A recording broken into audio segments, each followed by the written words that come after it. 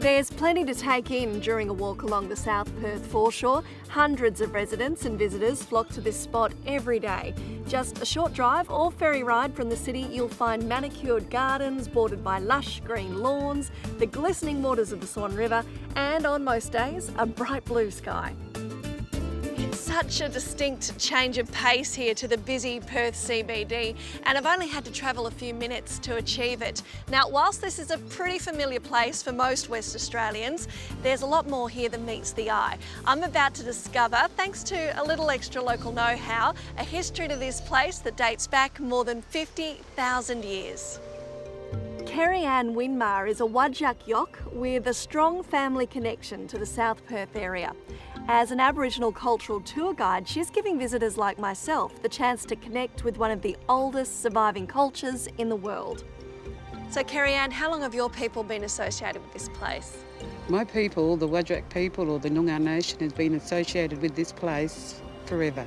My ancestors are connected to Yagan. My great-grandmother was born up at Kings Park, so we have connection for a long time and always maintained it. What can you tell me about the cultural significance of this place? The South Perth foreshore, especially along where we are now, it used to be like a camping ground along here. It also is a source of life. They believe that the river provides for them just as much as, the land, and so the river was very important to them. Your tours here, you've taken a few people through so far since you got started. Tell me, what are some of the things people are surprised to learn about this South Perth foreshore? Well, they're most surprised to learn about the Aboriginal lifestyle that was before colonisation. They didn't know about bush medicines or bush foods, and learning about the 6 seasons. Well, there's a few things we can go and check out then if we take a bit of a walk. Shall we go take a look? We will. South Perth's scented gardens are a popular sanctuary for children's play and wedding ceremonies. Long before that, this place was a source of bush foods and medicines used by local Aboriginal people. So what have we got here? Well, we've got some medicinals, some bush medicine. We've got here the West Australian peppermint gum, so that's a local bush, and it has a very sweet aroma. So what the Nyungars used to do, they used to actually get all the leaves on there and they used to give it a bang like that there. Yep. And they'd probably mix a little bit of water in it too to make the substance a bit more movable.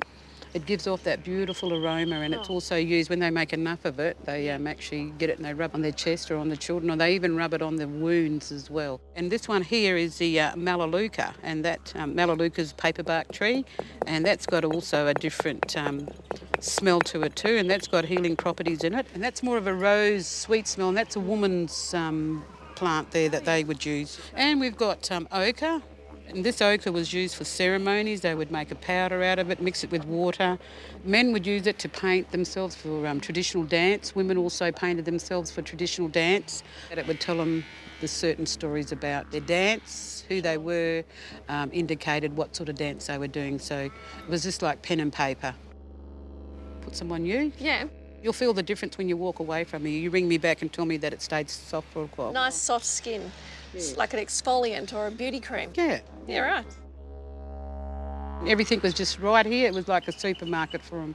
So they could just walk around and grab this and that and say, oh, we're going to use this for this tonight and whatever. So they would utilise everything virtually out in the natural environment. Wula, wula, murich, wajak, bujang. Hearing the stories of our local Indigenous people has added so much to my own connection with this vibrant and beautiful part of our city. And it's given me a new appreciation of the Durbal Yerriganbilya, or the Swan River. This is a brand new tour along our magnificent foreshore. For all the details, check out the website.